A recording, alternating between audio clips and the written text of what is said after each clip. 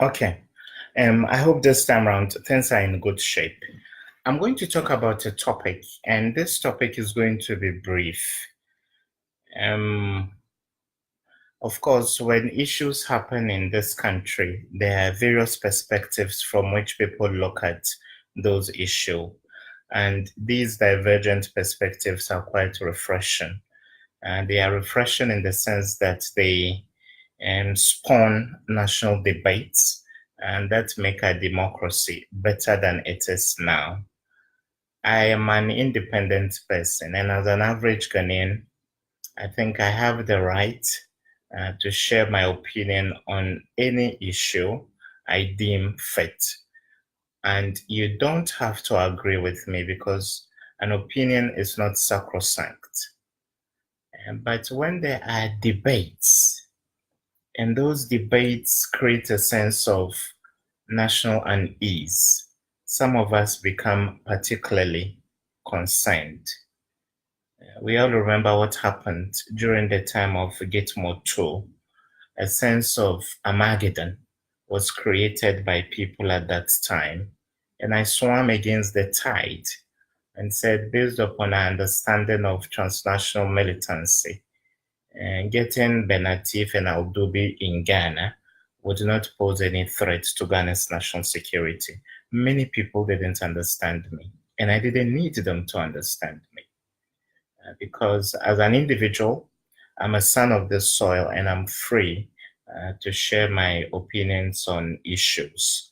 And those opinions don't need to be right because they are not sacrosanct. And it hurts when you're an independent voice and you sit back and you see the way things are happening in the Republic of Ghana. I try my best to be a voice of consensus building as much as I can. I try to be as strictly nonpartisan as possible. Do I get things right all the time? Certainly not. I'm human. I'm not claiming to be right all the time.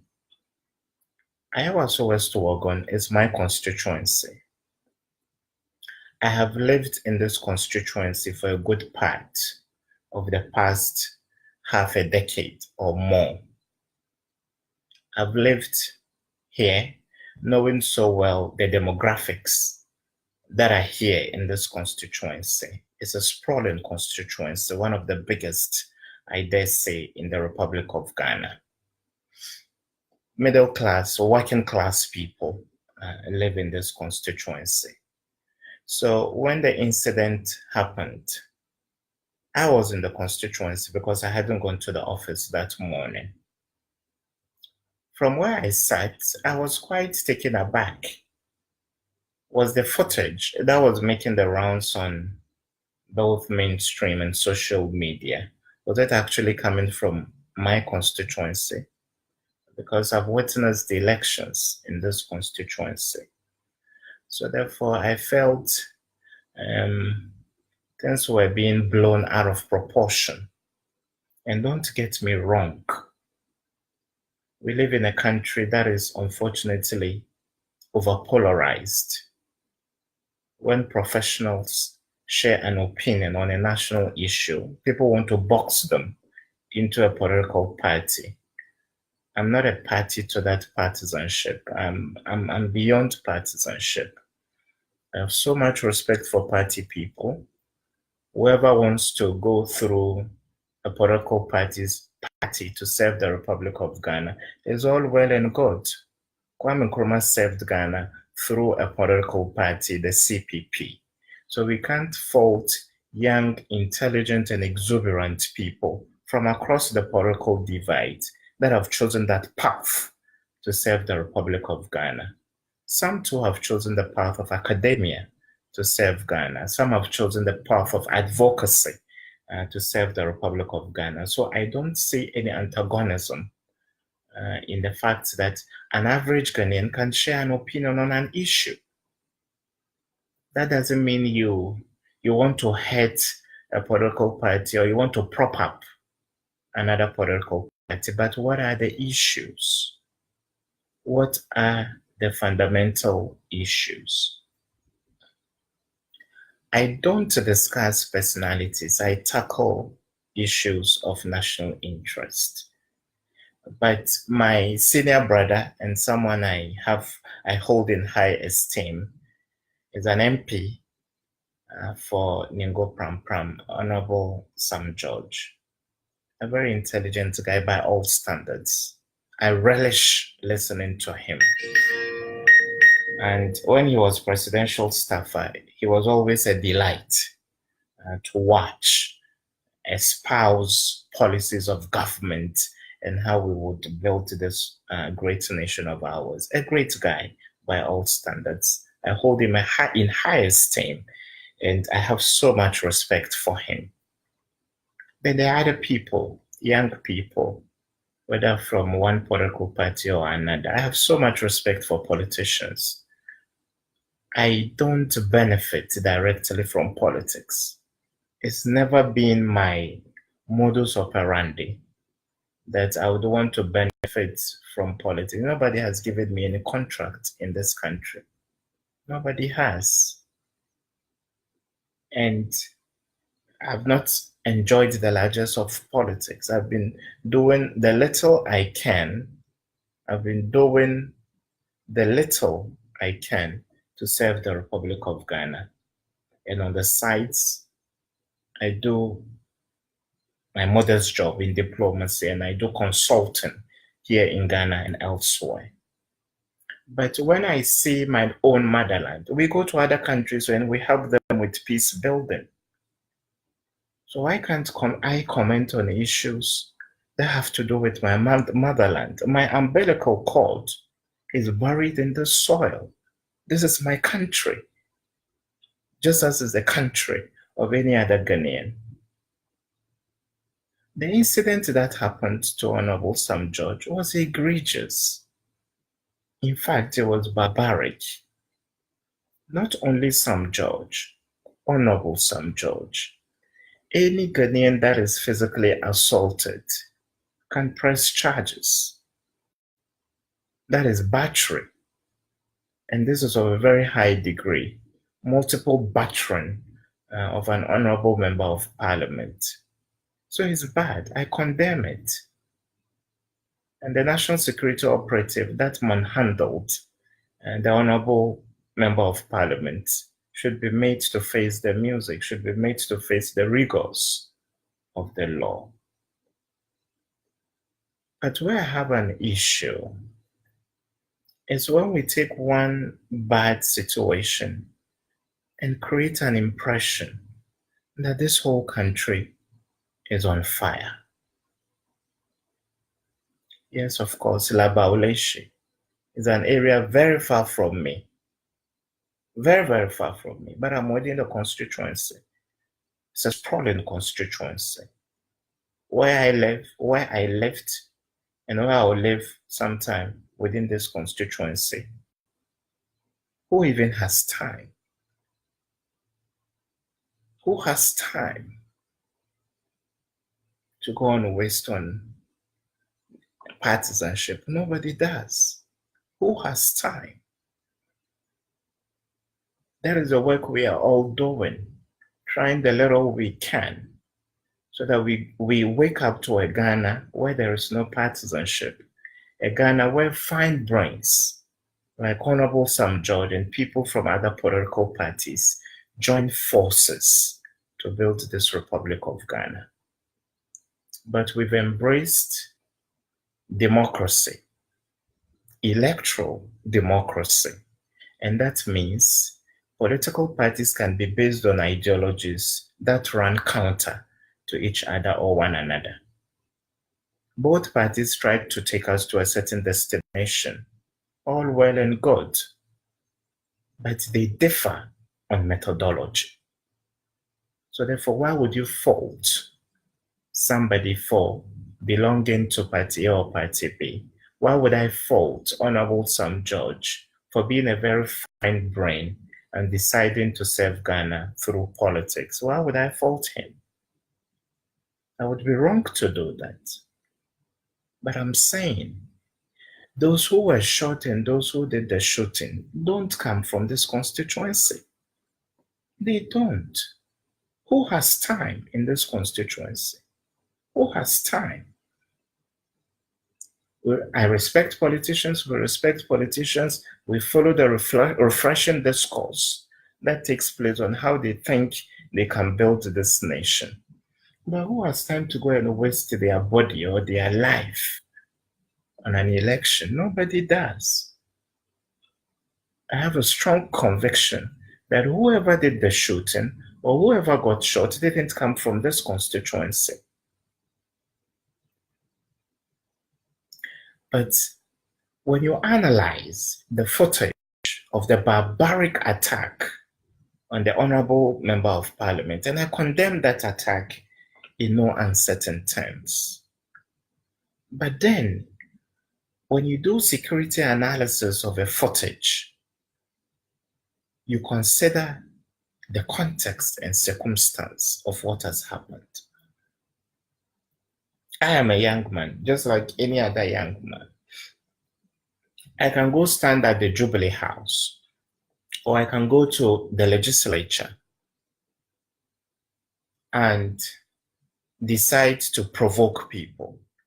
When I do, however I'm handled is up to me.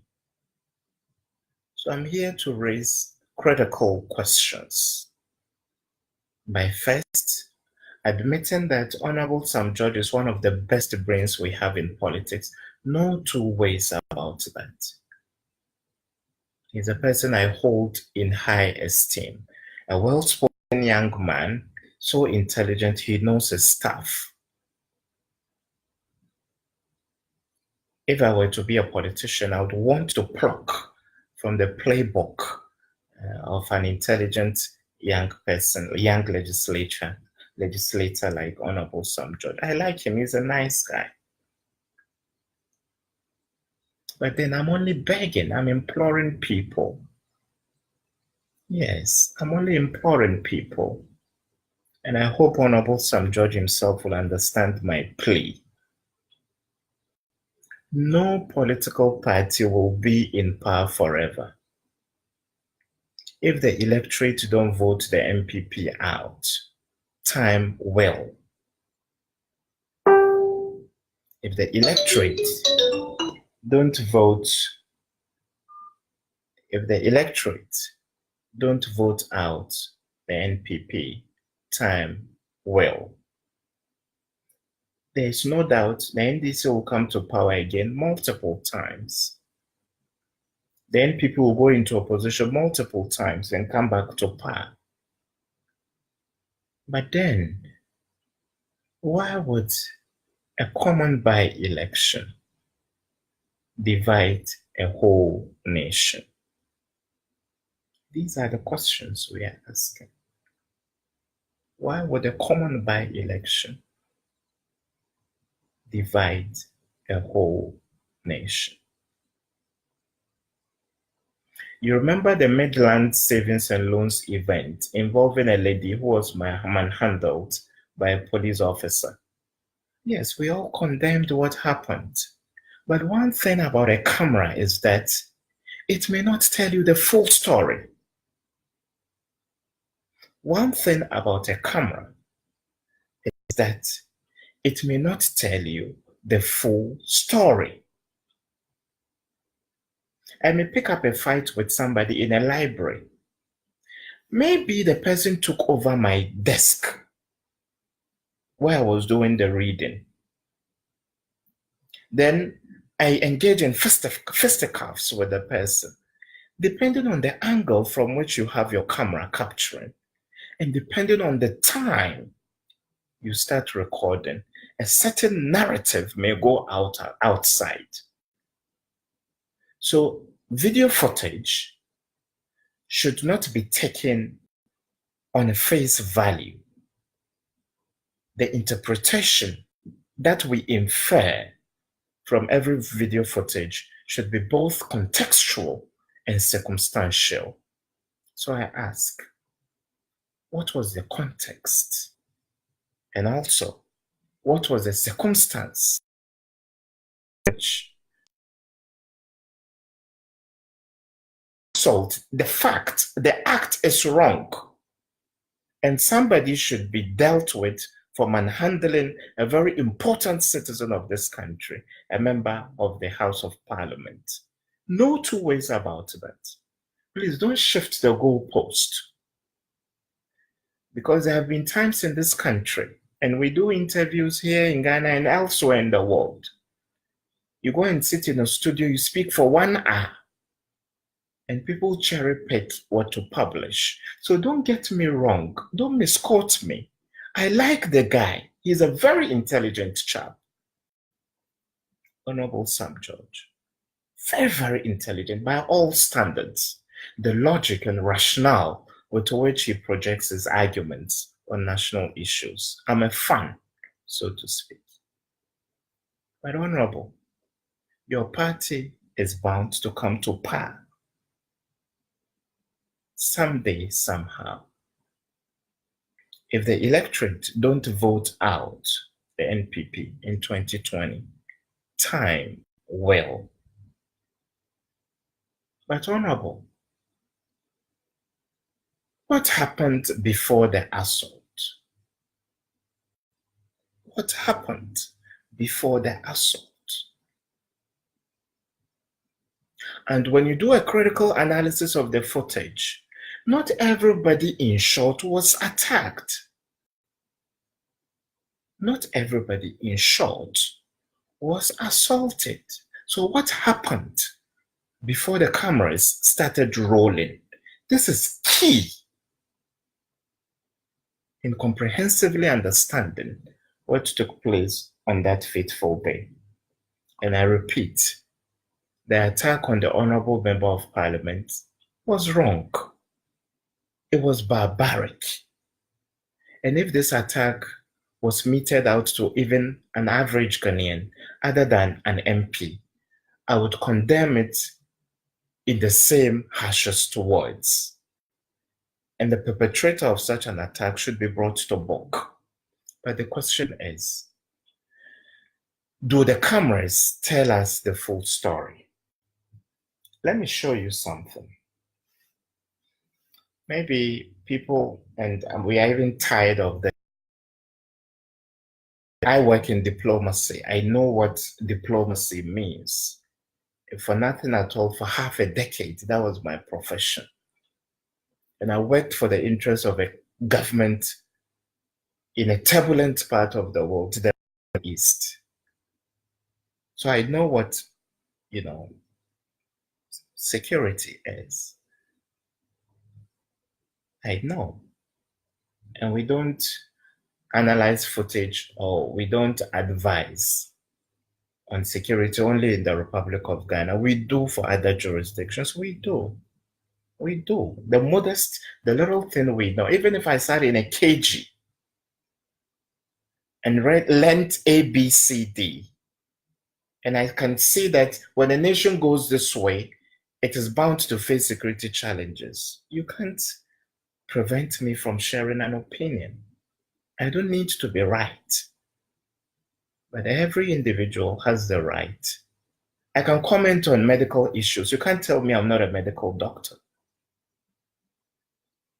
I don't need to be a medical practitioner to know that the ICU at Korle Bu Teaching Hospital, the intensive care unit, don't you see the burns on my skin?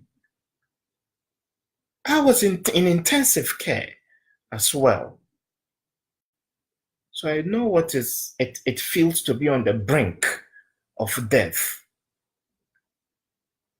And there's a friend, he has a sister who has got brain tumor. The lady is in a queue to be taken care of because Korle Bu Teaching Hospital has got only 4 beds or 3.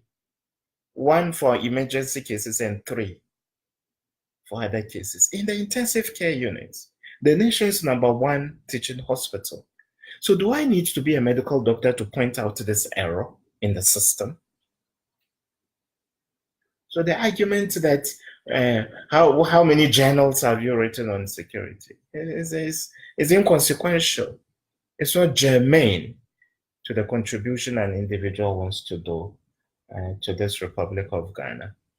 So sort out the systemic failures in the system. Korle Bu, The doctors can't speak. Because anybody who makes an attempt to point out the deficiencies within the system, they say this person is against the government, this person belongs to party A or party B. And go to University of Ghana. Find brains, senior professors, people in academia that can contribute to the national debate, but they've kept mum.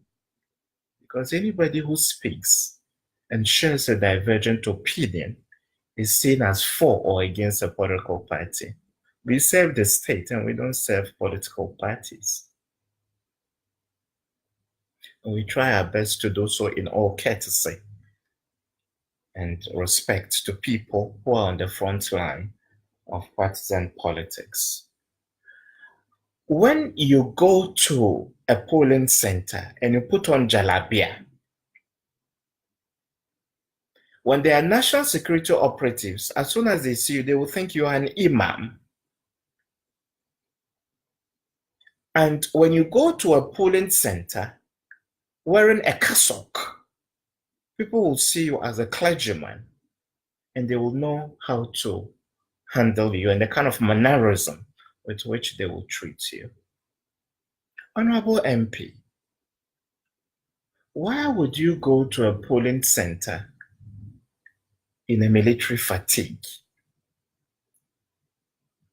Why would you put on a soldier-like khaki with side pockets that look puffy?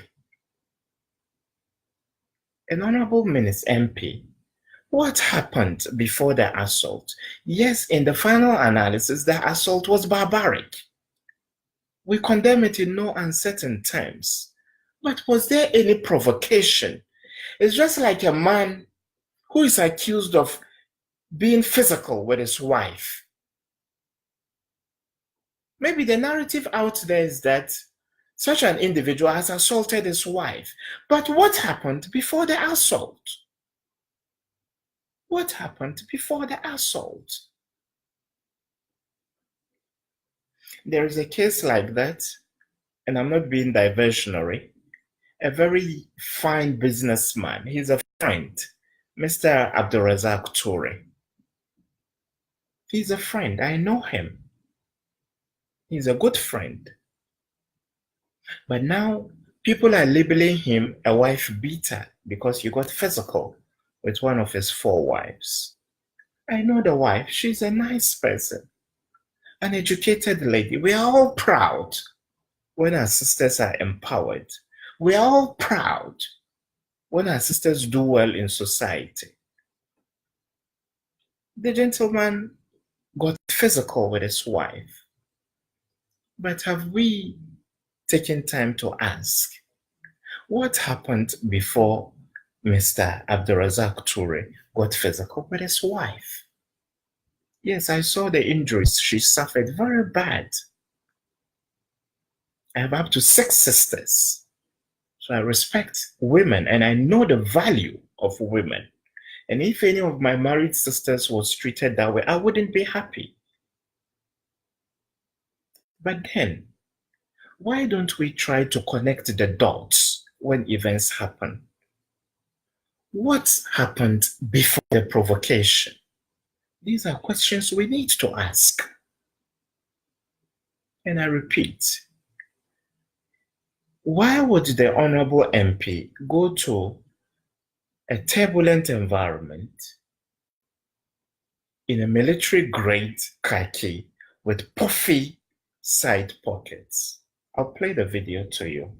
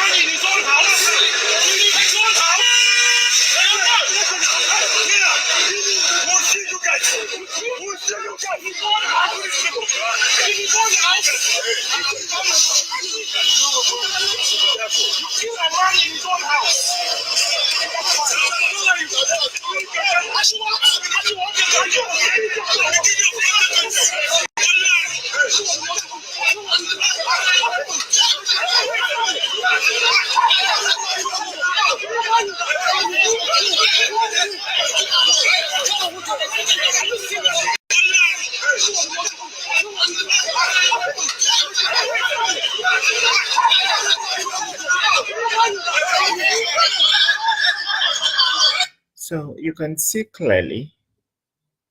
Look at the dressing of the Honorable MP. Look at the dressing of the Honorable MP. Military-grade khaki with puffy pockets on the sides. And look at the grey top he put on. You don't need security lenses to interpret this and put some context to it.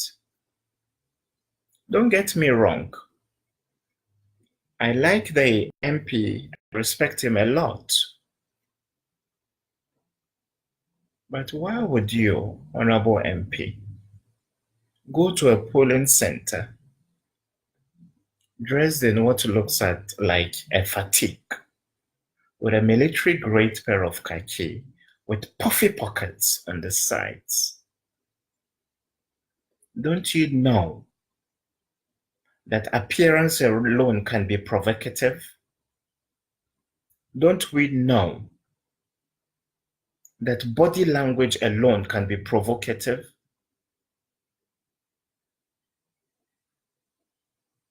So these are the germane questions I'm asking. I hope to see the minister and the Honorable MP become a minister in future, maybe become our president in future. We are all young and we hope to, stay in Ghana and build this nation. If God Almighty gives us long life and good health, we hope to continue serving this country for decades to come. But my good friends, politicians, can go a long way to help this long-term national development enterprise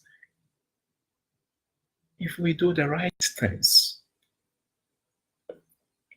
Yes, an MP has every right to show solidarity with a PC or parliamentary candidate that is a party member and wants to join him or her, or wants to join them in parliament. It's an honor. In the House of Legislature, two people that are my direct blood are there. And they are on the party, on the ticket of the Honorable MP. I don't begrudge any political parties. Two direct relatives of mine are colleagues with the Honorable in Parliament, and one of them is a senior MP who has done multiple terms in Parliament. So I bear no political party any grudge.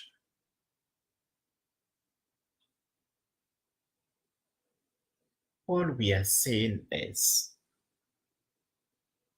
when events happen, and the NPP did pretty much the same thing. The president would go on an international event and they go there and they hurl insults in a hotel. So we want a comprehensive solution to the partisan acrimony in the Republic of. We are not targeting any political party for censure or criticism. Far from, to what end? To gain what? To gain what? But I'm saying, I live in the Ayawaso West constituency. This is my constituency. I have lived here for a number of years. I'm not interested. I am not interested. Who sits in the Jubilee House is inconsequential to what I do to serve Ghana. Have I ever written a proposal to say Ghana should give me $1 million to do the peace building I do? No. We engage. We continue to engage. We engaged people of the former government. We engage people in the current government. All we seek is a peaceful, serene, tranquil, and stable country. So people will thrive. People will work at getting better with their lives. And you can hear from the voices in the background. I am a Muslim. I was born into a Muslim family. Multiple generations of my family are Muslims. I was brought up a Muslim.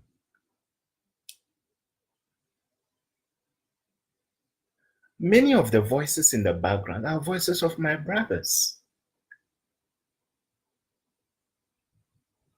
So who stands to benefit from this?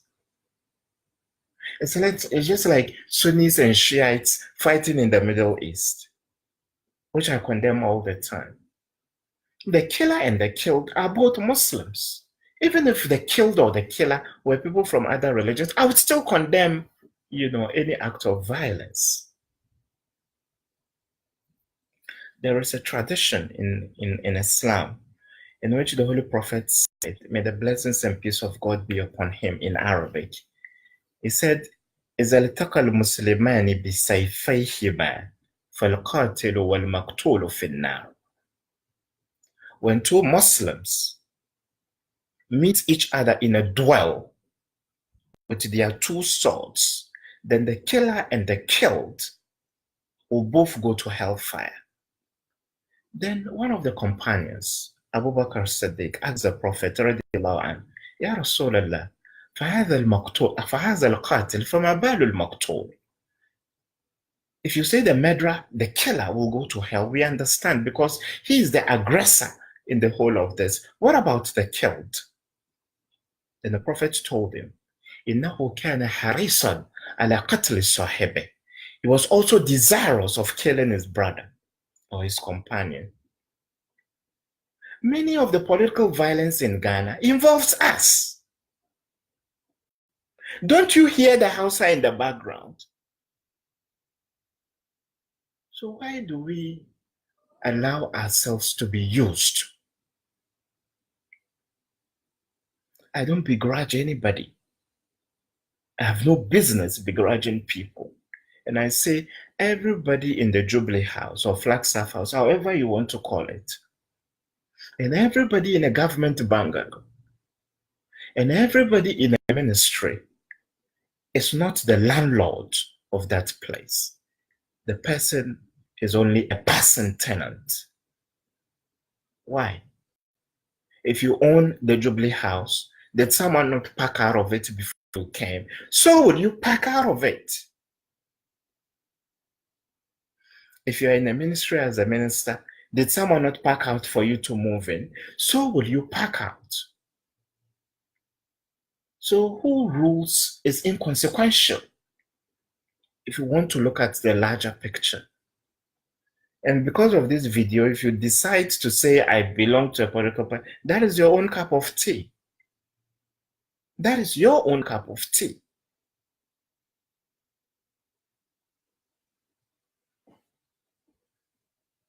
So that is my message. The attack on the Honorable MP was wrong. It was barbaric.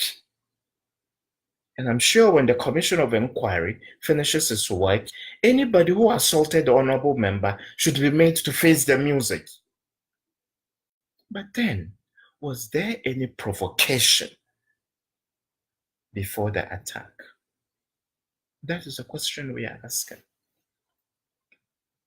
What happened prior to the attack? In the case of my good friend, Alhaji Abdurazak Toure, I have so much respect for women. I have 6 sisters. I grew up not knowing the difference between a man and a woman because I grew up in the midst. I lay on the same mat with women. I bathed from the same bucket with women because I grew up with sisters, with ladies, and I respect women. But for those calling my good friend Razak Toure a wife beater and all that, have you asked?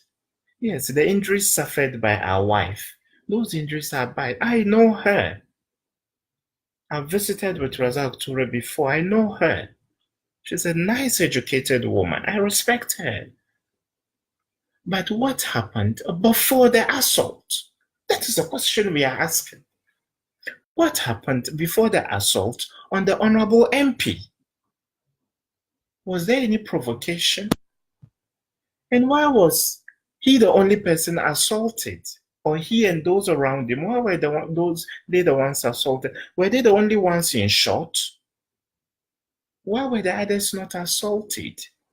These are legit questions we are asking. We aren't begrudging the Honorable MP. To gain what from it? I have goodwill towards all politicians, because what politicians endure to serve this country, I can't even endure a tenth of it. I say I have two of my close relatives in Parliament on the ticket of the Honorable MP, Honorable Sam George. And during my days in Kumasi, I saw how my uncle had to endure long queues of people, everybody coming with complaints, problems he had to solve. So I have so much respect for politicians. But then the question we are asking is, would we cause fear and panic in this country on the altar of partisanship? The National Security Operative or whoever was the one who assaulted the MP should be brought to book. No two ways about that. But the question is, what happened before the assault? Was there any provocation? And to the Honorable MP, Honorable, nobody hates you. I like you. I'm a fan.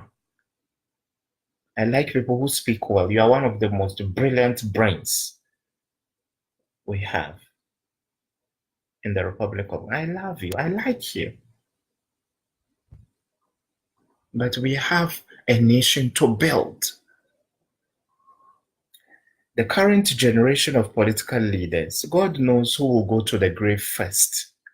But these are people in their 50s, 60s, 70s, and very soon in their 80s. They will leave this nation to us. If God gives us good health and long life, we may, the young generation, we may live for 4 decades, 3 decades, 5 decades to come. These older folks we are all fighting for will die and leave us. Why don't we start the work now? I may not be a party to the government business in Ghana in future. I have no interest in joining politics. I have no interest in joining politics. But soon, when the current generation of political leaders fade away, you are our leaders. You will be our national leaders.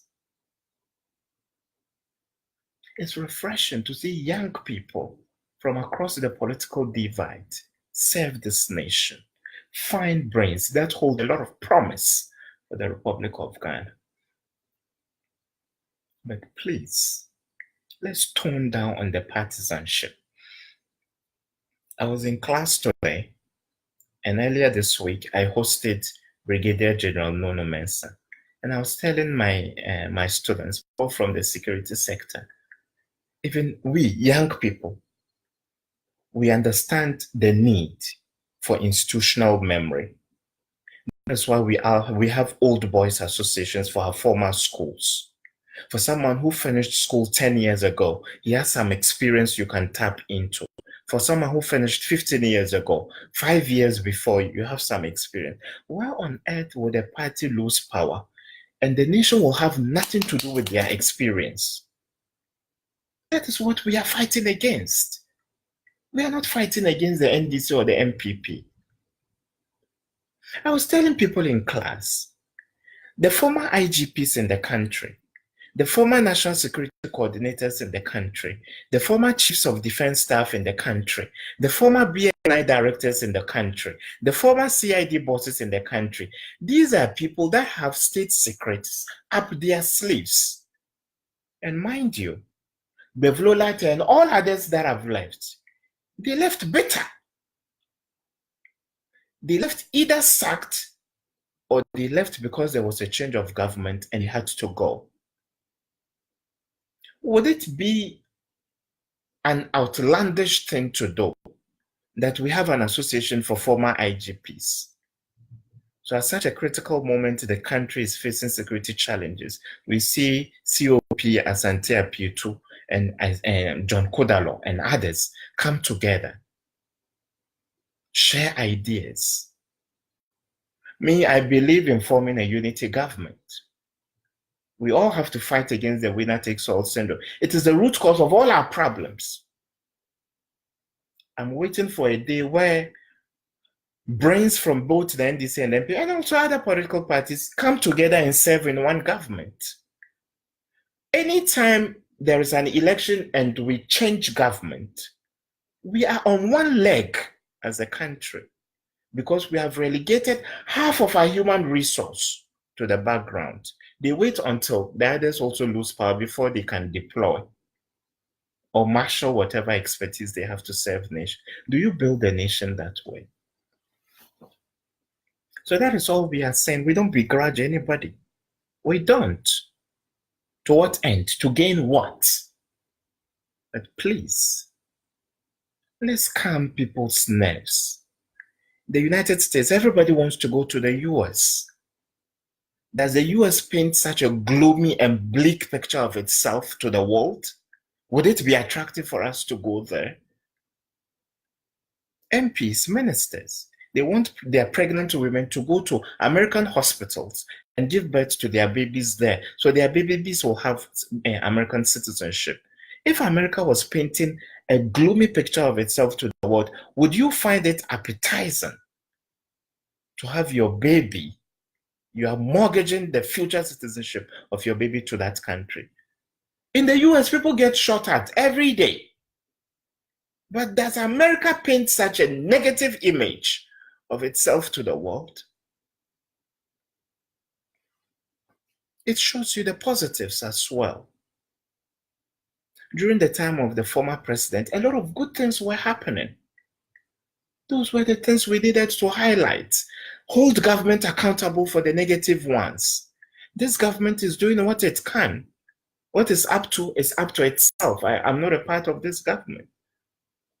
Let's highlight the positives, regardless of which political party is in power. But then, you wake up every morning, the reviews on TV and radio and in the papers, they are all about negativity. During my days working in an embassy, it was a shame going to do more early morning briefings to the ambassador, and all the headlines were negative.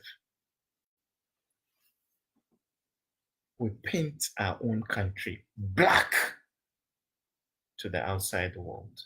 I hold my peace, and what I've shared is only an opinion. You have to. You're under no obligation to agree with me, and I don't need you to agree with me. I don't. I've only shared an independent opinion. Thank you so much, and enjoy the rest of your night.